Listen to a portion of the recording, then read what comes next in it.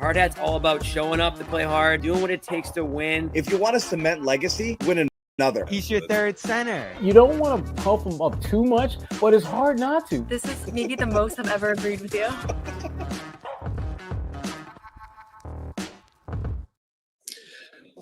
Well, here we are, another edition of the Garden Report. Sherrod Blakely, pinch hitting for the team, joined by Noah Dalzell, who is up in beautiful Canada. How you doing, Noah? I'm good. I've never been to Toronto before, so it's been a beautiful city. I cannot say the same for the game, though. The game was one of the worst like displays of like fourth quarter basketball I think I've seen. So, just balancing the city and the basketball that we just watched. Well, you can't have everything, Noah. You got T-Dot, great city. It's true. The trade-off is you got a fairly bad basketball game in every sense of the word. Celtics led by as many as, I think it was 21 was what the league peaked, or something like 24 maybe. I don't know. It was a lot. And next thing you know, you've got a dogfight at the very end there. And full disclosure, Noah, I was praying for anything but overtime. Praying that we would not see overtime. It feels as though when overtime in the preseason happens, there's something that you have done to anger the basketball gods, and they're taking it out on you in that particular moment. So normally I'm pro overtime in every environment. I think this might have been the first time ever in my basketball watching career that I didn't want an overtime game, because I just couldn't fathom what overtime would bring, honestly. So I'm with you. I'm with you on that one. No, welcome to the dark side of us who are much more concerned about how these games impact our lives in the actual play. No, I mean, again, you're up there in Toronto. What were some of the things? Let's just start at the beginning of the game. Let's get the fun stuff, good stuff going first. What were some of the things that kind of jumped out at you in the Celtics 107-105 loss to the Toronto Raptors? So I think the first thing is, one of the things I don't like about preseason basketball is that there's like layers of game. Like the guys that closed the game had nothing to do with the first three quarters, right? Like they weren't even on the floor. So we can talk about like the main rotation guys and guys that potentially are going to wear a Celtics uniform, and we can talk about the guys that, the fourth quarter basketball was kind of more centered around. I think big picture, and probably what most people here care about, is we saw Anfernee Simons debut, so we should definitely talk about that. It was the first time we've seen him as a Celtic. I thought that we were just talking about this post game, but he had a slow start. He said that he typically has slow starts, which I didn't realize that he typically kind of spends the first half more kind of surveying the defense. First quarter, it kind of reminds me of Tatum. That's what Tatum always kind of described it. And then second half, you saw he kind of started picking his spots and showed what that, the offensive bucket getting that we know that he is very much capable of. Defensively, definitely had some tough moments in this one. So I know that's the big question mark around him, but I think we kind of saw exactly what we expected on both ends in a way. So he didn't dispel any narratives around him, but he also, I think he said he was a little nervous, honestly, going into this one. So I'm sure it feels good to just get the first one out of the way. Chris Boucher, who we also talked to post game, also said that he was nervous yesterday on Wednesday. So I think it is a little nerve-wracking for these guys to come in, even if you're a veteran, even if you've accomplished it all in this league, and just like wear a new jersey and be exposed to new fans and kind of do it all for the first time in a new system. So Chris Boucher and Anfernee were the two kind of like biggest characters that I saw tonight that I have a lot of thoughts on. Yeah, well, Boucher, you can kind of understand his nerves, and we're joined by Bobby Manning, just joined us. The thing about Boucher, I think his nerves have more to do with just the location than actually being a Celtic and playing, a preseason game with the Celtics. Having being Canadian, playing for the Raptors, first time he was back since, being on that roster. I think that was, certainly something that was kind of going through his mind. But my goodness. I look up and he's got 17 points in 17 minutes. And he was getting buckets in lots of different ways. Bobby, what are some of your early impressions of Boucher out there? He's one of their two steadiest guys so far, I'd say. Between him and Minott, those are two guys, at least among the newcomers, that you're starting to sense Joe trust, Joe lean on, Joe love. Like, I think both those guys are doing a lot of different things. The tip layup for Boucher, Minott's putbacks, 3 offensive rebounds quickly to start this one. Those are his energy guys. Those are his defenders. Those are his steady, score in different ways other than having the ball offensive players. So that was one of my big takeaways. I said to Noah after the game is those two guys in terms of their role, Minott is the backup wing, let's say, and Boucher is that 4/backup 5. They're the ones running away with their roles right now. And the losers in that are probably Baylor Scheierman, right, who's been out there with the garbage, minutes, and Jordan Walsh, who didn't even play in this one with the injury. So I think Boucher's in a really good position right now. Among the newcomers, maybe the best. And I think you remember why he's,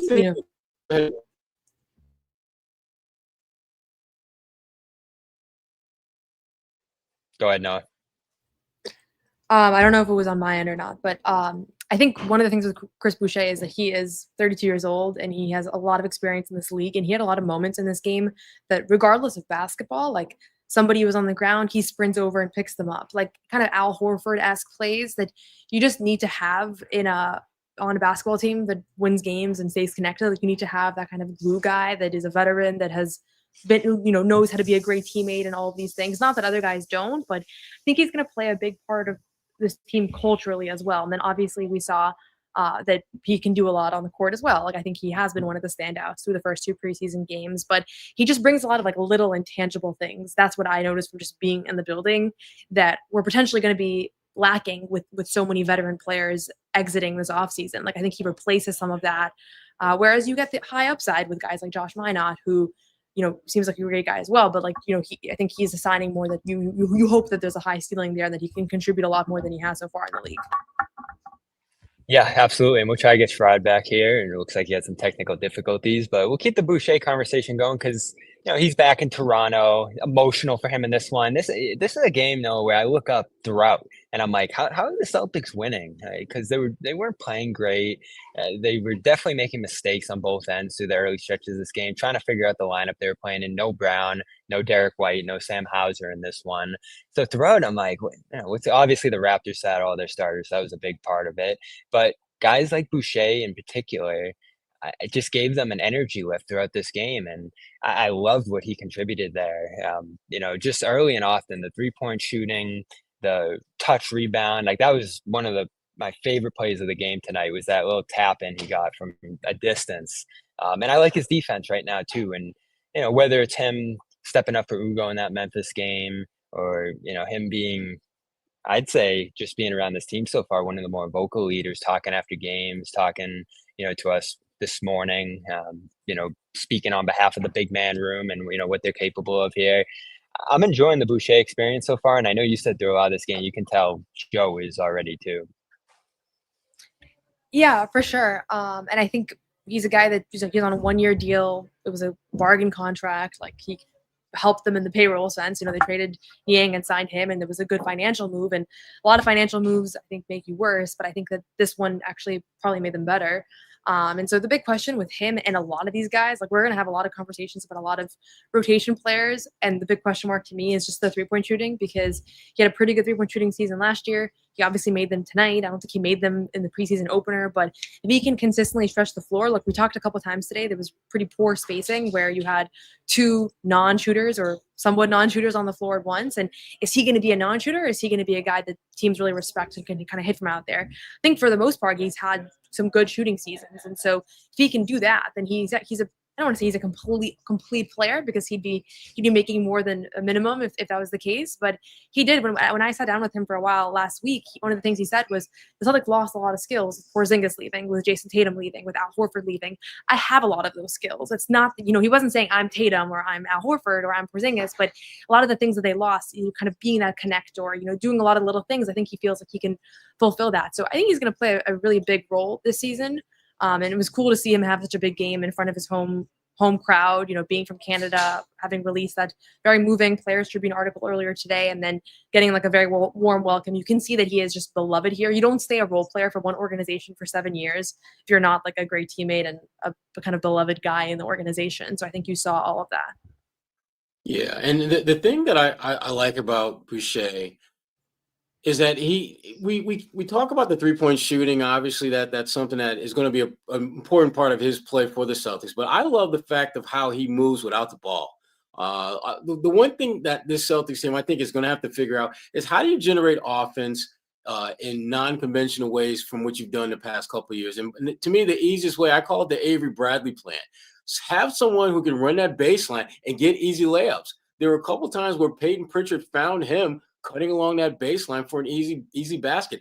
Those are the kind of plays that I think, even on those nights where Boucher may be in that non-shooter's role, he still can impact scoring the ball by simply moving without it. And I can't remember the last guy that they had after Avery Bradley that really made that kind of a central part of what they did in terms of offense. And with Avery, it had more to do with the fact that you're playing with Kevin Garnett, you're playing with Paul Pierce, you're playing with Ray Allen, so you're not going to get too many jump shots. Boucher can do that, but I still think the way that he can best contribute to this team offensively, when Jaylen Brown might have it going, and Anfernee Simons might have it going, and Derek White is finding ways to score along that baseline and just use his athleticism and his from base, use that speed that he has without the ball to get open for shots. Because even though he's 32 years old, he moves pretty damn good for an old man relative to the NBA speaking.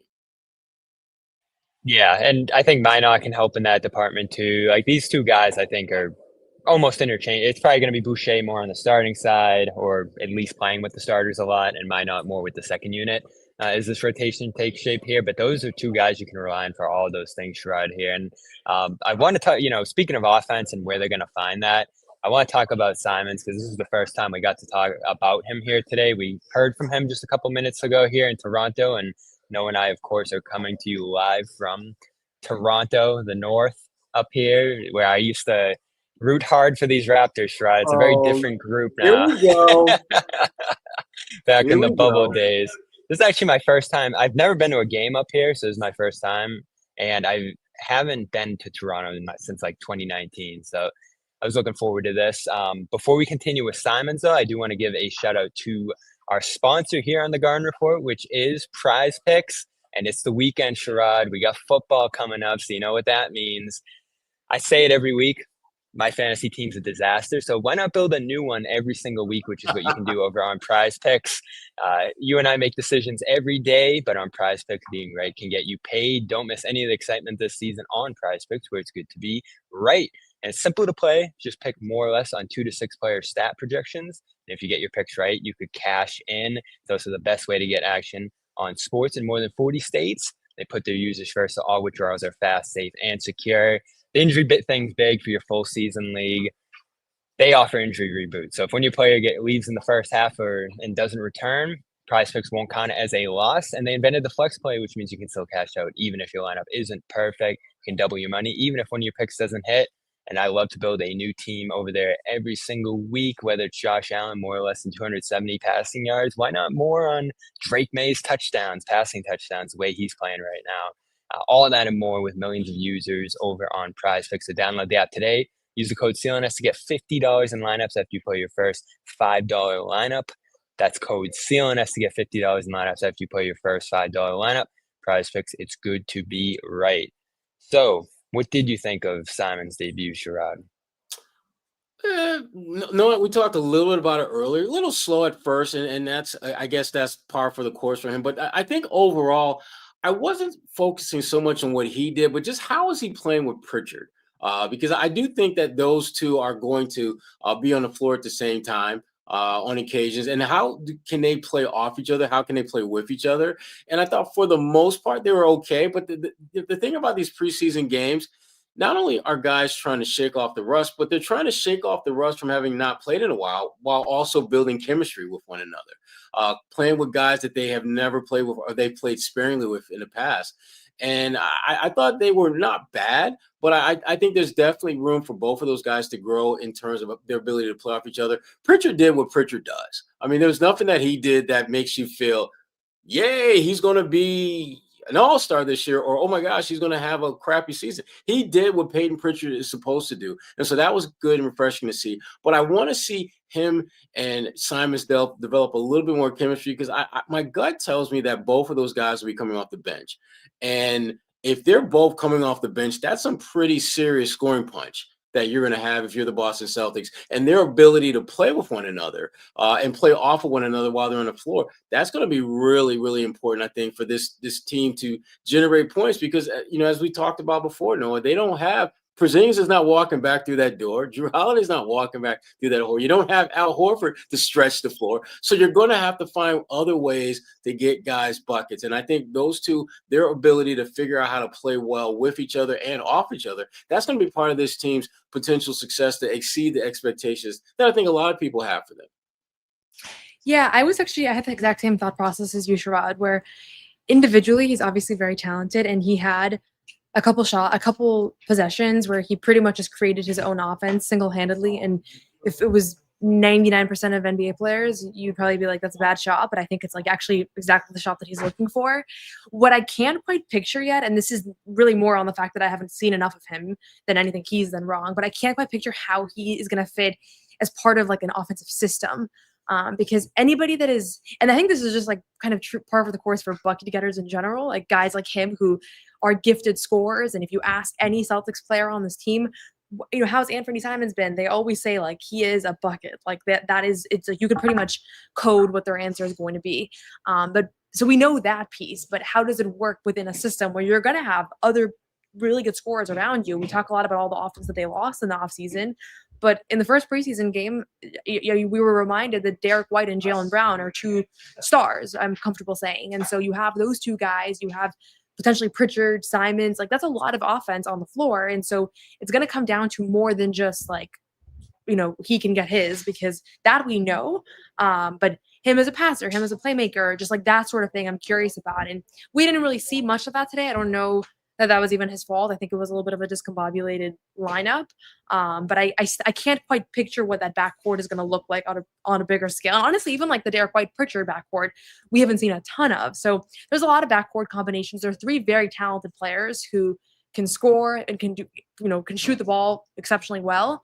But how are different combinations going to work? Is there going to be a duo that fits best together? I think like time will tell, but I did not get I think the stint that they played today did not really show me much. It felt like it was more taking turns than playing off each other, which, to be fair, like there are stars that play together for years and you don't really see them more taking turns. So it's not really much of an indictment that that was the case on their first time playing together. But he can definitely score. Like there were some shots today that he made that I was like, it's pretty wild to see, honestly.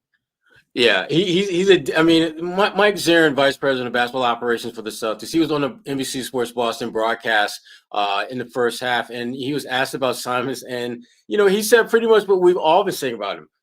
He is an elite offensive player, and that's true. But to your point, Noah, we for this team, and I think he understands that you have to show a more complete game if you're going to really be in the circle of Joe Mazzulla trust. And I think, it's going to be a building process for him, because he talks a lot about, I know he's talked to the media and he certainly has made it very clear that the questions about his defense has more to do with his willingness to be a better defender than anything else.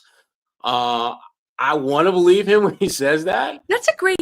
I was talking about this during the game, because I feel like we always say that defense is effort, and that as long as you decide you want to be a good defender, like unless there's something like fundamentally really wrong with you, like you're gonna be a good defender. But there were some plays today where I was like, I feel like he kind of tried on that, but he just struggled. Like there's a lot of other things that go into it: timing, processing speed, like so. I am curious if it's simply going to be an effort thing, because I don't see a world where after all the hype around this and he's playing in Boston and he has a bigger media market, he's just not going to try on that end. But there's a lot more technique than I think sometimes we give credit for. So I'm curious about that piece. Yeah, because I just come to the realization, or to accept, that guys who are really good defenders, they're really good defenders because it's something that they not just only want to do, but they feel they have to do in order to be a good player. I don't know if guys who can score the ball like him are ever going to truly buy into the notion that they have to be a really good defender, because they know I can get 20 points pretty much any and every night if I really wanted to, without putting great effort into doing that. To be a really good defender, you have to take effort is obviously part of it, but so is understanding the different angles and the closeouts and all those little kind of very, very minor things that guys like Drew Holiday, guys like Marcus Smart, it's a muscle memory thing for them. They don't think about doing those things. They just happen. For guys like, I think, Anfernee Simons, he's going to have to think about it. And that, I think, might slow down the quickness that he gets to where he wants to be defensively. But again, it does start with effort, but it does not end there. There has to be more. When it comes to scoring the ball, that's something that, these guys that come into the league at the age 19, 20, 21, they've been a scorer for the overwhelming majority of their lives. Probably if you're 19, 20 years old, you've probably been a guy that can score the ball probably for the last decade of your life. You probably in that last decade were asked to be a top shelf defender, maybe 1, 2, maybe 3 years, if that. And even then, there was always a guy whose job was to be the defender while you were the guy that was the primary scorer. So I'm not sure how long it's going to take him to not just have the will to be a top defender, but also figure out how to just, I think, mentally approach the game with the mindset that I have to be, not just I want to be a good defender, but I have to be a good defender. I'm not sure he's going to get to that point as soon as he or the Celtics would want.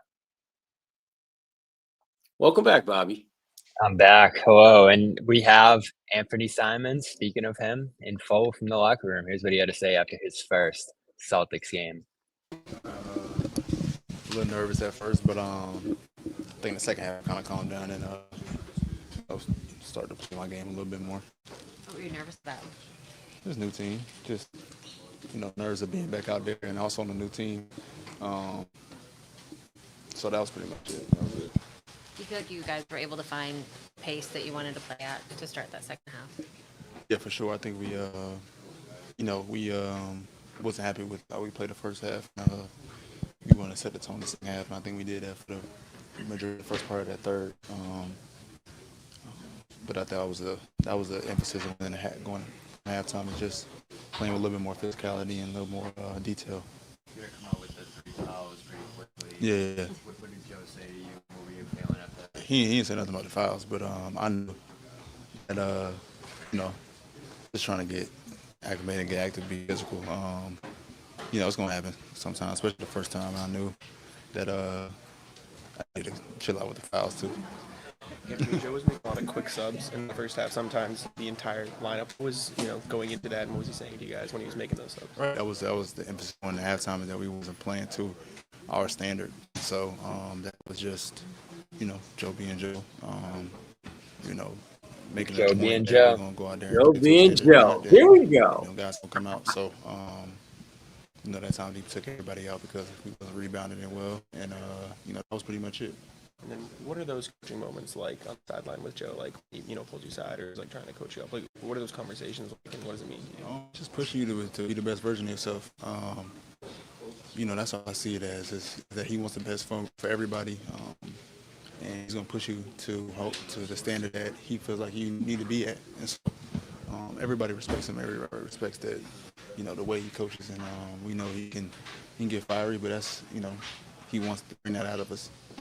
You were the leading scorer in Portland over the last 2 years, and it seemed like you almost kind of got going offensively, like became more aggressive as the game went on. Do you have to kind of remind yourself almost that, like, I don't know if the word shy is the right word, but just like being in a new environment, that you can still kind of get in your bag and do the things that made you that scorer?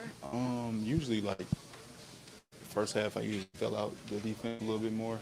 So how, I was taught, how to play the game, but it's going to vary. Obviously, it's a different role in this team, and so it's going to change game to game. So, at first, like I said, I was just trying to fill out the game and get over these fouls, and, the nerves. And so I think after, I kind of came out of halftime, I think I got a little bit more comfortable and started to see some shots go in. As a scorer, What different does it feel? What would you say the biggest difference is in the way you It's hard to tell right now. Obviously, it's going to be game to game. We're playing with, a lot of great players. And so it's going to be just an adjustment period of how game to game, how they're going to play. Obviously, I want they telling me to be myself, but, obviously the game changes and what the team needs from you at a certain night. So I'm just figuring it out. All right. So there's Simons. Nerves hitting all these guys as they play their first games with the Celtics here. And, one thing I'll say, Sherrod, too, and, I heard you guys talking about Simons, but I jumped off there for a sec.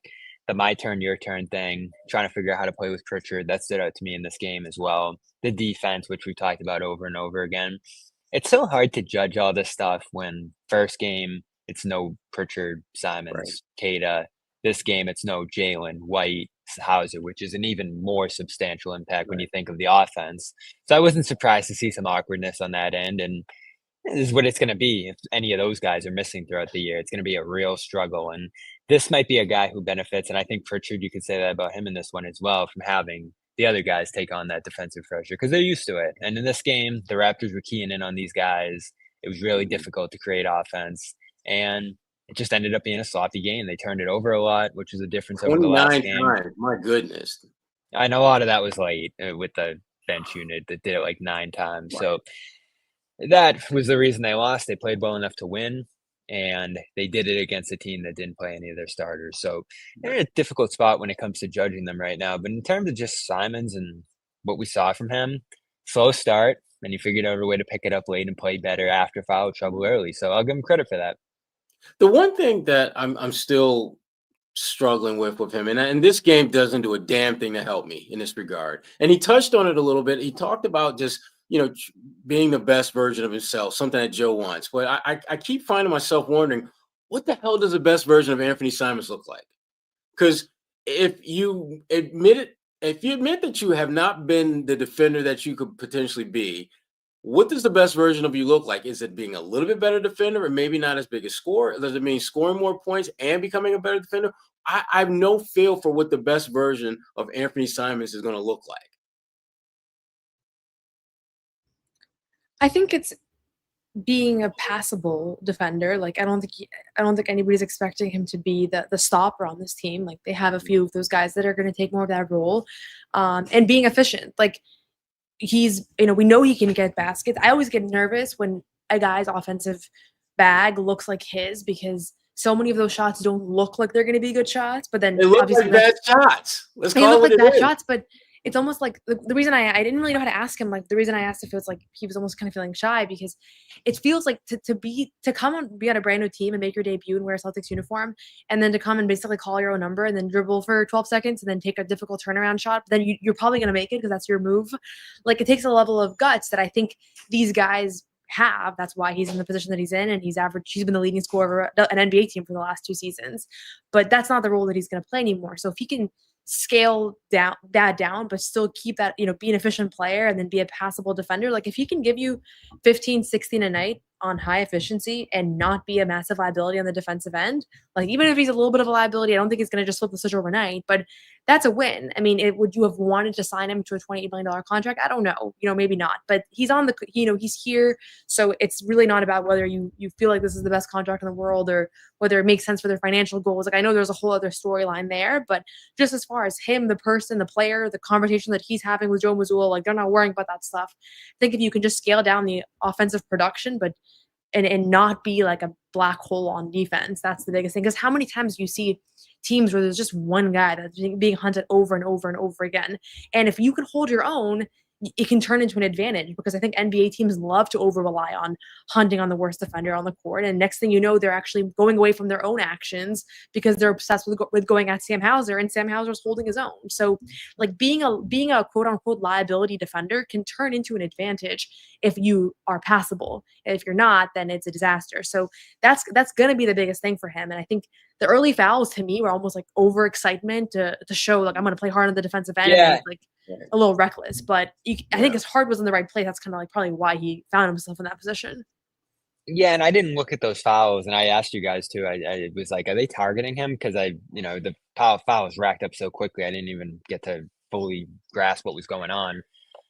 And it wasn't like it was just excitement, or over exuberant. A couple plays like that in the early going there. It wasn't like the Raptors were like, our game plan is going to be to get Simons in every single action, and we're just going to play him off the floor right now. And it showed too in how quickly Joe went back to him after that. I mean, he was back in the game a couple minutes later, which if he was not given the commensurate effort on that end, or things were going sideways, he would have kept him out of the game. I'm almost certain in a preseason environment, certainly. And we had the debate, Sherrod, over whether Joe will even be able to pull him from regular season action, just given the depth on this team and at that position.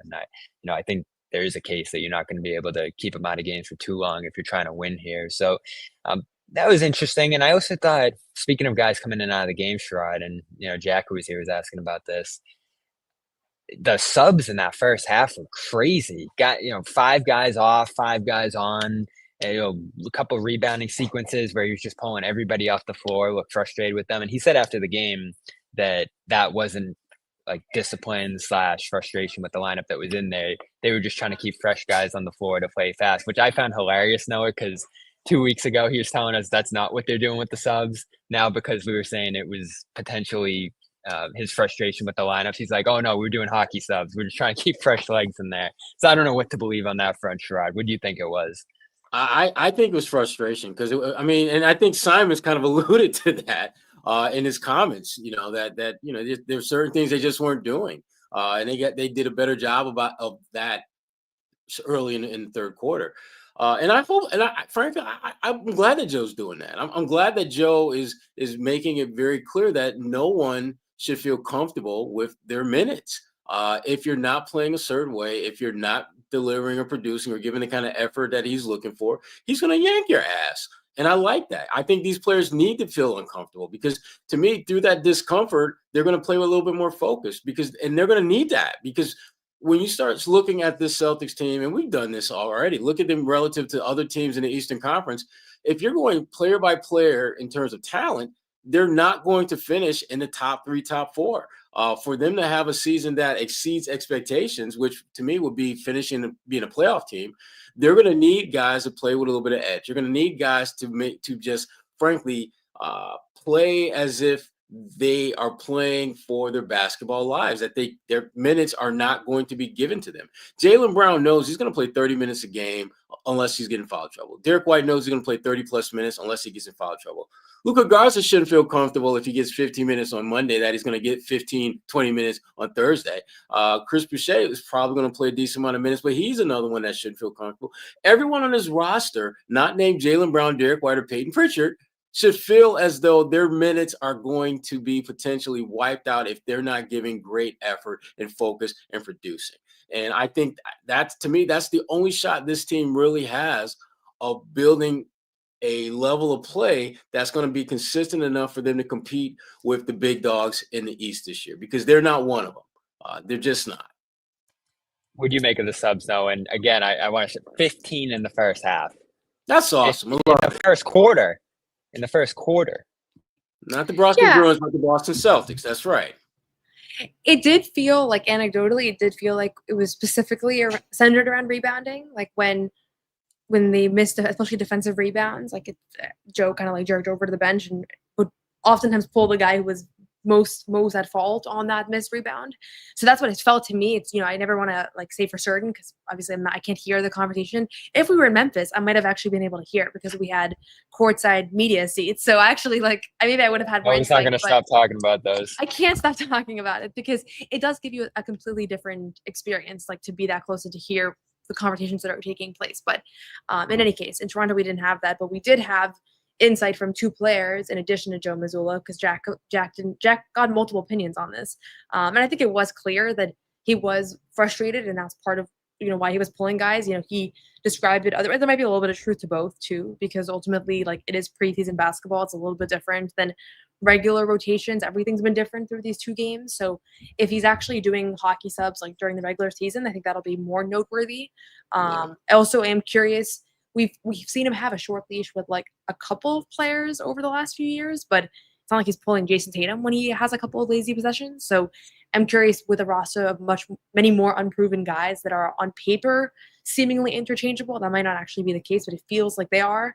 I wonder if he's going to change that approach as well, just pulling guys and using that as motivation, or even just not even to send a message, but purely you're not playing well, so we're bringing somebody else in, because it's not like you're a 5-time All-Star and we're just going to ride with you till the buzzer. I think we're going to see a lot of different players close out games. We're going to see a lot of different lineups close out games, kind of whoever has the hot hand, whether it's offensive or just has been playing well.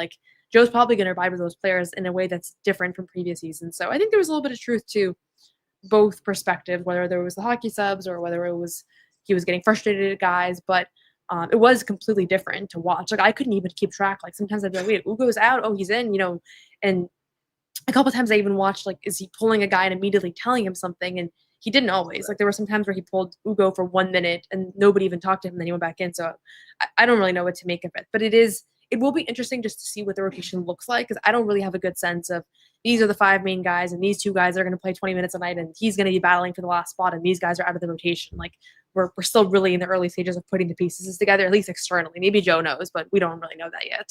I don't think Joe knows. He might not. I really don't think he knows, because as much as there's uncertainty from what we see, I'm pretty confident that there's uncertainty in what Joe's seeing in practice. To me, the thing I'm curious to see is how does Joe handle those nights when one guy who maybe is out of the rotation all of a sudden gets an opportunity and plays well? Does he give him another shot, or does he get the cater treatment where he'll play good one night and then just kind of, DNP CD the next? I think you're going to see more of that. I go back to the game, I think it was in March, where Baylor Scheierman had a big game, and then he hit a bunch of threes, and then Derek White closed the game. And somebody asked Joe post-game, like, what went into closing with Derek over Baylor when Baylor was shooting well, and he was like, Derek's our starting point guard. Like, Derek White's not going to not close a game. But besides for Derek and Jalen and maybe Pritchard, there isn't that anymore. So there is an opportunity for somebody to close the game or start the next game, because I don't think that's like, it's not like you're going to say, well, Luca Garza is our starting center. Like, you don't have that tagline of like, we have all this trust and they've accomplished so much in this league and we know what they can do and they've carried us to banner 18. And like, there just isn't that. So I think from a like narrative standpoint, maybe this is more as like a media member, like it's kind of exciting because you don't know, like it feels like there's more of a true opportunity for guys.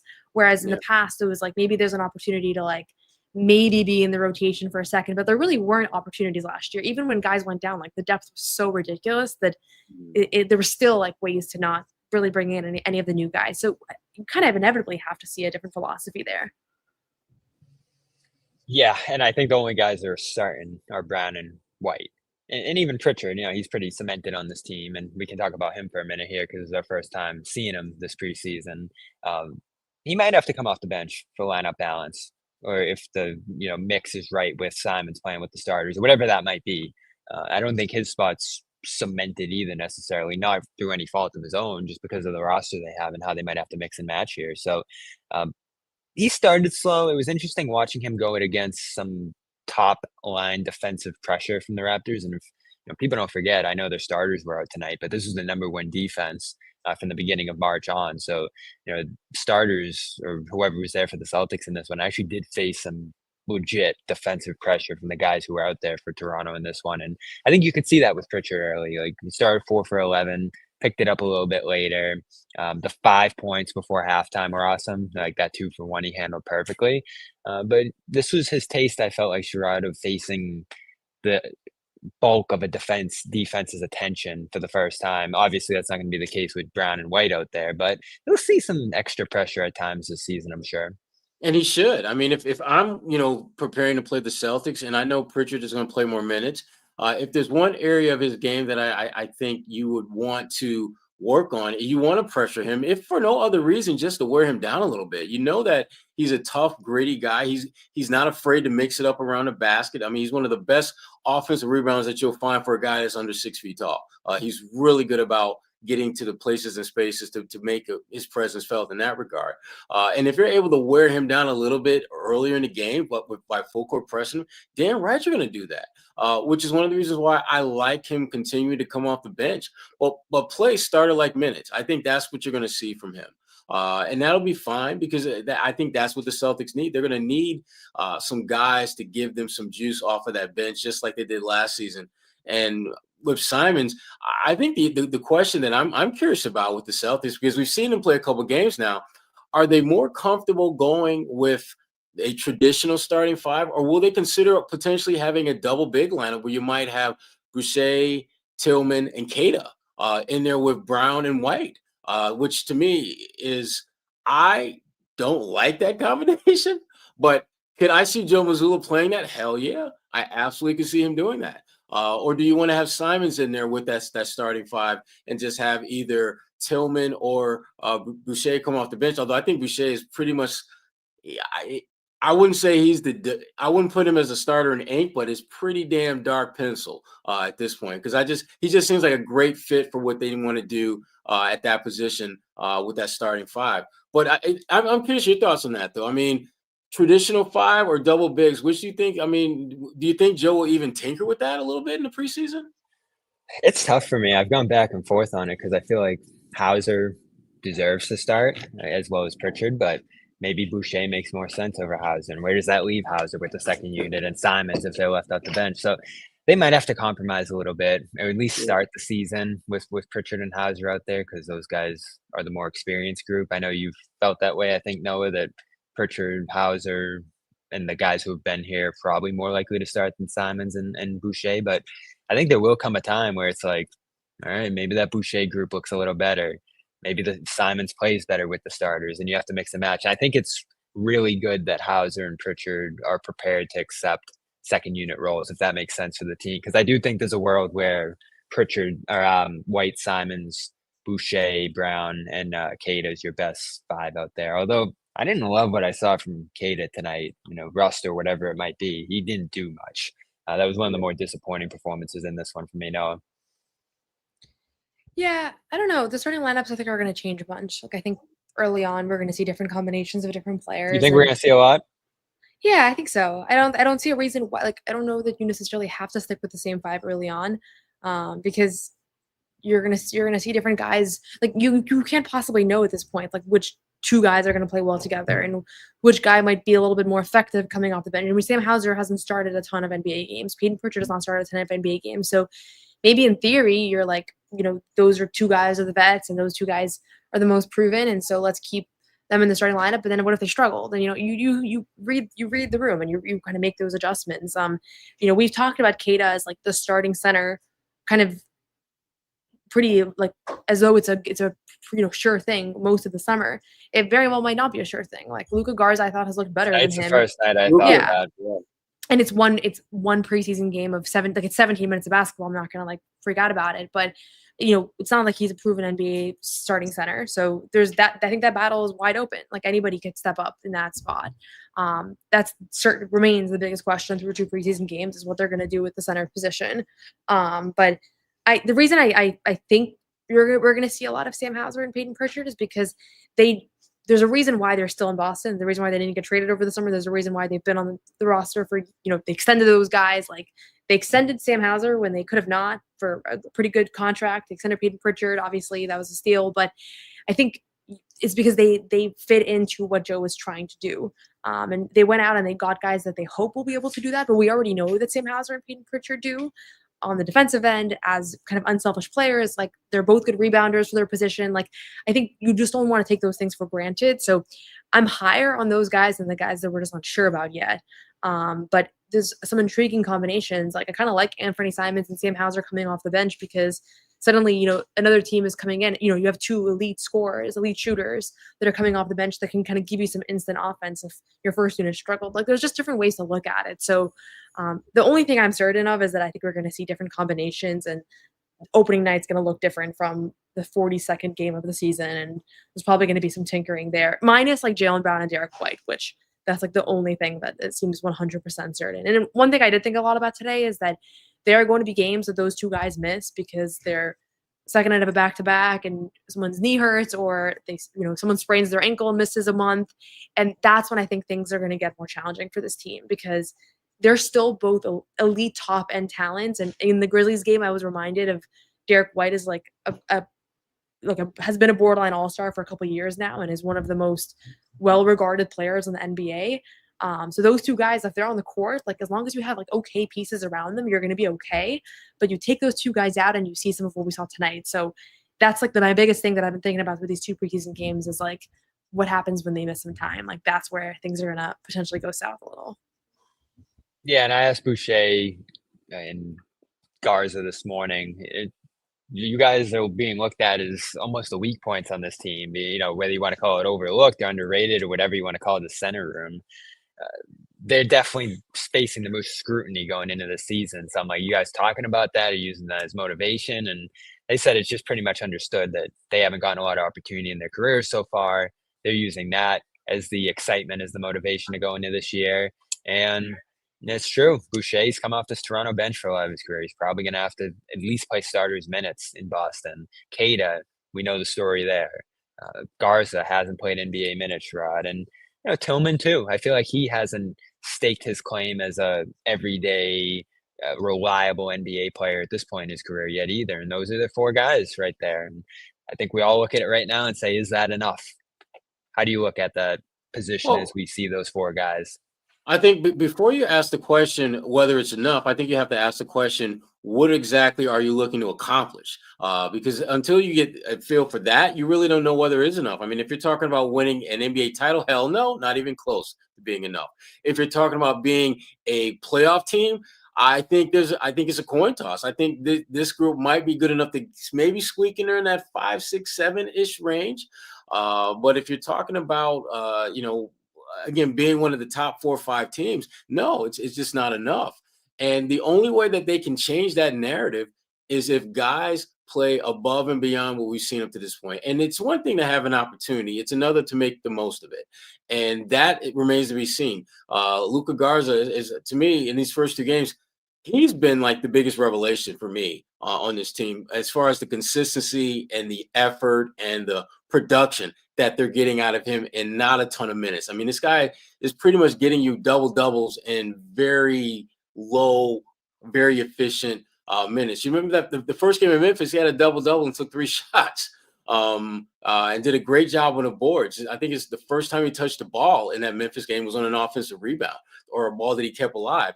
And they're going to need guys to do those type of things. I know in this game, there was a play where he kept a ball alive and it led to a basket for another teammate.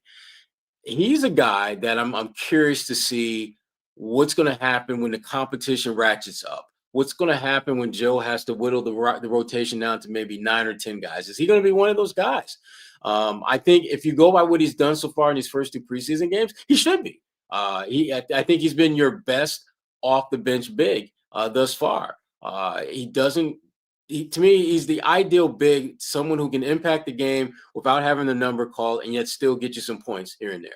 I don't know if there's anyone else that has, frankly, shown themselves to be that type of impact player. And we all know that and Mike Zarin, against VP of basketball ops for the Celtics, he talked about, he's an analytics darling. Which is something that, when you start looking at his numbers per 36 minutes, he's a borderline all-star. 36. Those are my favorite. I know, Bobby. That was a gift from me to you. Happy birthday. I like Garza. He loves those numbers. I know. I like Garza.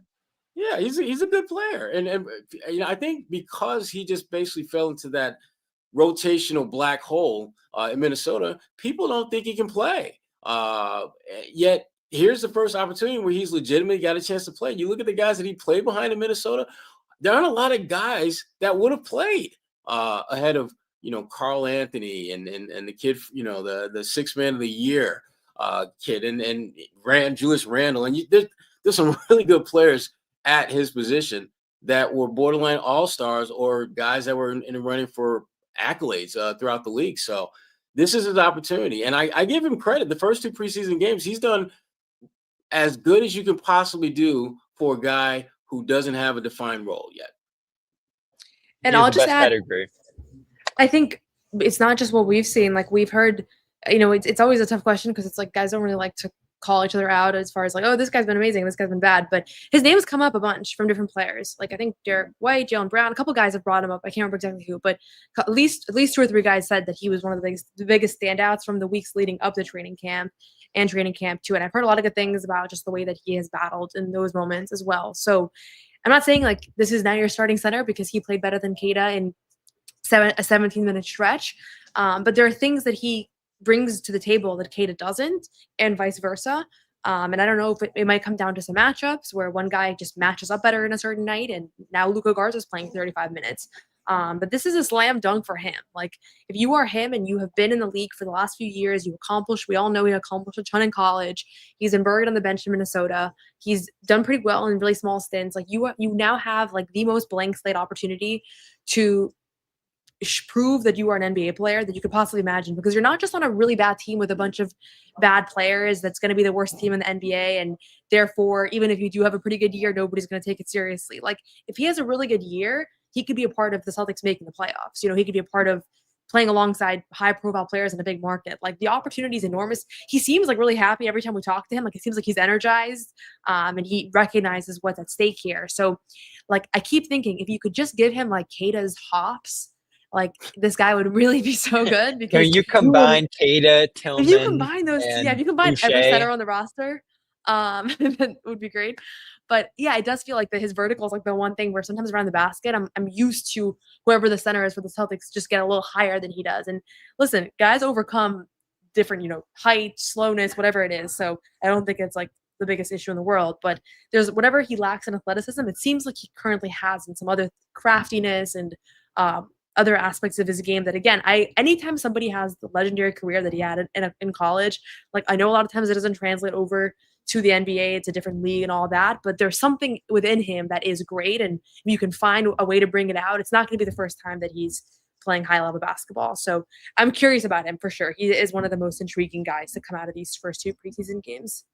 And the funny thing about him, though, is that a lot of the questions and concerns that people have about him now that he's in the NBA were the same questions and concerns they had about him when he was in college. Doesn't jump real high, not the most athletically gifted player on the floor. And yet all he did was just find ways to rebound, find ways to score, impact winning in a positive way. And if you're the Boston Celtics and you're looking at what you're paying him and what he could potentially bring to the table, you're feeling pretty damn good about him on your roster. Because even if he doesn't, step up and be, a guy that's a steady rotational guy, he's shown enough even in the preseason where he's going to give you something. He's going to give you something. It may not be as much as you want, but it's going to be something, and you're going to feel good about it. And I love the fact that he's playing within himself. He's not really doing anything. It's not like he's trying to do anything out of his skill set range. He is a rebounder. He's a guy that just has a nice touch around the basket, and he is a willing passer when the opportunity presents itself. And that's all he's doing. He's simply playing his game. The only difference now is he's playing his game for a team that's actually going to play him versus Minnesota, where it was pretty much preseason, training camp, and here's a towel, get the waving, because that's pretty much as much action as you're going to get on this team. And that's just not the case with him in Boston now. Want to give a quick shout out to one more sponsor before we get out of here. And then there's one more player I want to talk about tonight because I think he's starting to make some real waves, and I think he's going to be one of the more interesting guys on the roster this year. But first, we will give a shout out to Raycon. And right now is a great time to check out Raycon because they have a special deal going, and it's Raycon's anniversary. That's the reason. And what better way to celebrate than with a deal on Everyday Earbuds Classic? They're now 20% off. So it's the perfect time to get your hands on these reliable, super comfy, and easy to take anywhere earbuds. And you'll see why they've been a fan favorite since day one. They're loaded with upgrades, active noise cancellation, multi-point connectivity, so you can pair with 2 devices at once, and an ergonomic fit that actually stays put no matter what you're doing. And the new colors are a vibe, as John told you the other night. Blush, violet, or cool mint. It feels less than just earbuds and more like an accessory that matches me. Everyday features live up to the name. Quick charge, 10 minutes gives you 90 minutes of playtime, which is important. You're doing shows or listening to music in the gym. Up to 32 hours of battery life with the case. And they got awareness mode so you can see what's going on, or hear rather what's going on around you while you're living life and doing your thing. So with over 3 million customers already loving Raycons, they come with a 30-day happiness guarantee. So if you don't love them, returns are easy, so you don't have anything to lose. And right now, this is the big thing. If you go to buyraycon.com, buyraycon.com/PCS, that's buyraycon.com/PCS, you'll get 20% off the Everyday Earbuds Classic. buyraycon.com/PCS for 20% off the Everyday Earbuds Classic. buyraycon.com/PCS. So, can you guess who I want to wrap the show with, Noah? Luke Cornett. Josh Minott. Josh Minott. I do want to wrap the show with Sherrod, with Cornett Sherrod, but I can't. It's Minott. Josh Minott has, to me, honestly, I just talked to some people that I didn't watch him play a lot prior to him signing with the Celtics. So just talking to other people, a lot of people were concerned about his defensive discipline and kind of how he can stay locked into a game plan. And all of that remains a question. It's preseason basketball, but he's awesome. Like, he does so many great things on the court. He plays with so much energy. He crashes the glass. He defends. Like, I really like a lot of things about his game. He might be the number one guy that I really did not factor much into this team. And now I feel like he's going to potentially play like a pretty substantial role in the rotation and maybe jump the rotation over guys we've talked about a lot more.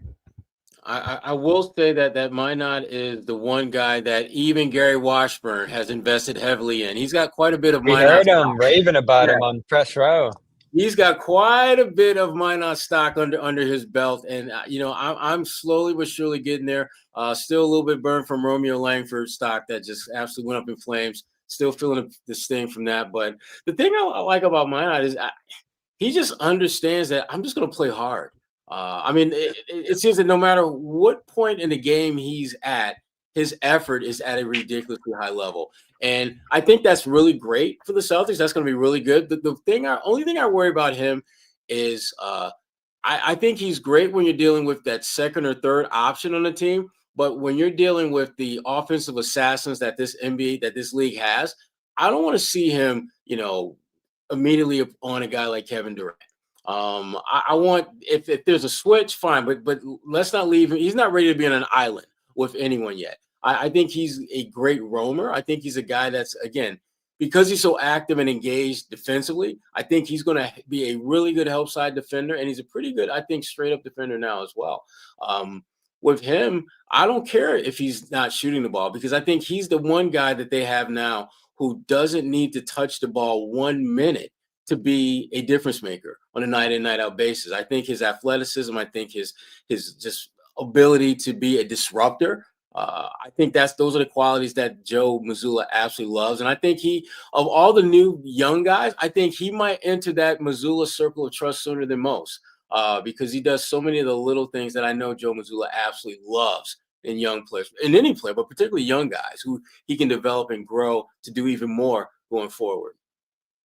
Yeah, and I'm worried about Walsh with him. Injury now. Missed this game tonight. I don't know if that was injury related. I think he didn't dress Noah, right? So I think it was.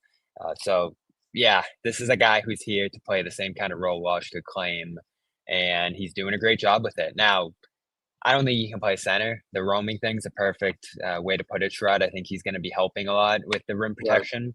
But to get on the floor, he's going to have to hit the threes probably, or find some other way to score, which he obviously did tonight, hit a three as well.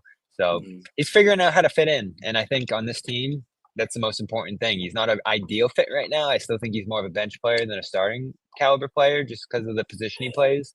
But I like what I'm seeing so far. And someone asked in the chat, what deal did they get him on? 2 years at the minimum with a second-year team option. So if this is a guy that they found who can be part of the, as we said, the plan for next year, that's a huge steal if they found a guy who's going to give them rotation minutes this year, even if he's not a huge part of a winning team this season.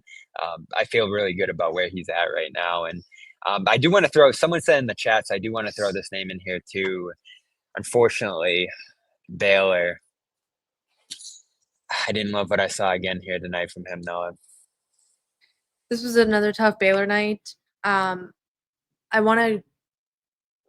Here's the thing with Baylor. So I've talked to him. We've interviewed him about his game and his style, his play style. He's a player that at his best plays with swag and confidence and freedom. And I think you saw that in the G League quite a bit. You saw that during that March heater that he was on with the Celtics, where he's coming off the bench and hitting threes and talking trash and acting like he's a superstar when he's barely played in the league. Like, I think that's Baylor at his best. And Baylor had a very rough preseason debut after a rough summer league, and we had a good vantage point. Joe Mazzulla was very critical to him.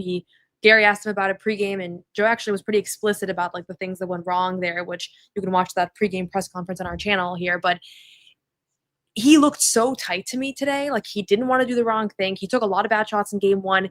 This time he drove to those same spots, but then he didn't shoot and he almost traveled and he forced a bad pass. Like, he might not work out. He might not end up being a great NBA player. Like, he might just be lacking the shooting skills to make up. Noah. Come on. Bobby, I'm in the middle of sentence. I'm not giving up too soon. But regardless of that, I just think what we saw right now is that it's not about like, it's just not about like the fact that he is now a bad basketball player because he went 2 for 9 and 3 for 13 in game 1, because we're not seeing him like get a fair shot right now. Like, he is so in his own head, and all of these guys, like, when you're a fringe NBA player and you're in your own head, it's just like, it's not going to work. Yeah. And so I don't like evaluating these guys harshly. And I know it's like, it comes off kind of soft, but I don't like evaluating them harshly when we've seen such small sample size. Like, we can have these conversations a few months into the season, but this was a guy that literally overthought every move that he made in this game. And so I don't know. I don't really know how do you evaluate that from a basketball standpoint? Like, I don't know. Well, I think you actually know you hit it on the head. He is in his head, and that's the problem. That's the problem. He's going through what every NBA player at some point goes through. You go through struggles. That's just part of being an NBA player. The good ones are able to just get out of that funk. The great ones are able to get out of that funk quickly. And so if he's going to be a good NBA player, he's going to have to just basically do the things that you can do. You're a shooter. Here's a thought. Shoot. Keep shooting. You could literally see the wheels turning in his head when he was out there. I mean, he looked He's trying to do too much. He's trying to do too much, and he's thinking too much. That's the biggest thing. He's not so much trying to do too much. He's thinking about what he's trying to do too much. Basketball, and you all know this, so much of what you do is a muscle memory thing, where you're doing things, you're acting on just simply what you're supposed to do, because you know this is what I'm supposed to do. This is how I'm supposed to carry myself and attack and be vigilant without giving it a whole lot of thought. I just do it. And he's not there yet. I think the struggles have almost they've slowed down his growth, and he's got to get out of it, man. He's a better player than what we've seen. We know that. But to me, the big question is, does he know that? Does he still believe that? Does he still have the confidence that he could be a good NBA player? Tonight was a bad night for him. There's no question about it. Even if his numbers, people say, 4.6 rebounds, 6 assists. The numbers, those numbers aren't, the kind that you write home about. And frankly, they were better than his play. I didn't think his play was that good, even with those numbers. So he's got to get back to just simply playing the game, doing the things that he is capable of doing, being a guy that can knock down shots. And once teams adjust to that, become the playmaker that we know he can be, and be solid defensively. One thing I would like to see him not do defensively is try to draw charges. It just doesn't work for him. It just doesn't work. Leave it to Garza and White. It's a blocking foul 99% of the time when he tries to do it. Even if, he fouled out of this game. Right. Against a team that, let's be honest, it wasn't as if they had, Scotty Barnes guarding. He wasn't guarding Scotty Barnes out there. So fouling out against Toronto, not a good look, especially when they're not playing any of their they're not playing most of their main guys, certainly their main wing guys. He's just got to get out of his head. I mean, plain and simple. Yeah. It's a tough start for him. Tough to see him out there in the garbage time minutes too. I think that says a lot, but I'm not giving up. And on this team, I think Noah said it well earlier. Guys get hurt. Guys lose their position or start playing poorly. A lot could fluctuate throughout this season. I think that's where you start to see Scheierman back in the mix. But for now, it looks like he's fallen out of favor in the rotation, at least compared to guys like Minott and Boucher and other guys at his position. They need some ball handlers. They definitely need some shooting at different points. So I'm not ruling him out. I still love his game. I still think there's a spot for him here, but it's been tough to watch the first 2 games. So he's definitely on the downside of things. Didn't love Cade in this game, but I liked how Simons fit in. I liked how Garza's, ingratiating himself even through some ups and downs. And obviously you like what Pritchard, Brown, White are giving you through the first couple games here as well. And Boucher, who's looking like a nice find from these Raptors. But Raptors steal this game from the Celtics, win 107-105. Spare us overtime, which was great. It'd be midnight right now if that ended up happening. But Mogbo hit the game winner here, and the Celtics fell to 1-1 in the preseason. Check out Simons. Boucher talked as well, and Joe Mazzulla's reaction to this one, which I was curious to see. You can go find that over on the CLNS Media YouTube channel, Celtics All Access. For our continued coverage out here in Toronto, we'll be back on Sunday against the Cavs, who hopefully will play their starters and their regulars to give the Celtics a real test here as the preseason winds down. Celtics will see the Raptors again next Wednesday as well. Thanks to Sherrod. Thanks to Noah out here in Toronto. We'll have more from this game over on Celtics All Access, so check that out. Check out the WNBA Today page because their season just ended over there on the women's side with the Aces winning the championship. Did they end up sealing that out, Noah? They did, yeah. 4-0 sweep, and I had the other team winning the series. So Oh boy, I wasn't going to say it. I tagged Ice Cold Takes before people could start dunking on me, and they have found other tweets, and they're dunking on those tweets. So I'll own it.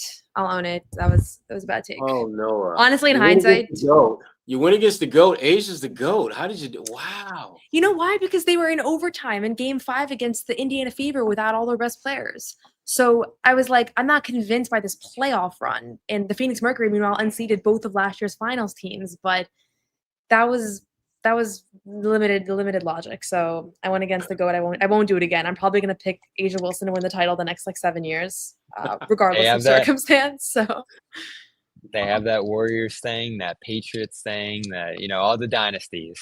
They just find a way to stay on and keep going, even though they lose some pieces and everything else like that. And it helps when your best players there too through all those runs. They're 5 Hall of Famers on their squad. So they're deep. And the coach is great too, obviously. So I love that team. I love this season. Another great year for the WNBA. And of course, there's a lot of stuff coming in the offseason. So check out Noah's work over on that channel. Check out the Pats guys on Sunday. They got some good stuff coming up. Saints. 1:00, I believe, is the game this weekend. And, of course, the Bruins are underway as well. So subscribe to Bruins Ringside for all of that. We got everything covered here on CLNS Media. Check out Sherrod's Big 3 podcast with a new episode coming pretty much every week over there. And show our sponsors some love. PrizePicks code CLNS gets you $50 in lineups this weekend on the football games after you play your first $5 lineup. And Raycon. Buy Raycon.com/PCS. Get you 20% off their everyday earbuds. Classic. Love it. That's it for us here. And we will be back on Sunday in Boston. Celtics Cavs with a new cast here on the Garden Report as the preseason continues. I'm Bobby Manning, and this has been the Garden Report. Peace. No one's sneaking a vegan brownie by me, I'll tell you that. Okay, you know what, John? We're going to do it. You have to feel that way too, Bobby. I have to feel that way. Let's slide Al over and make Luke your first center. Bobby, we gave you Luke an hour early. We're not going to end this on a damn conversation about Luke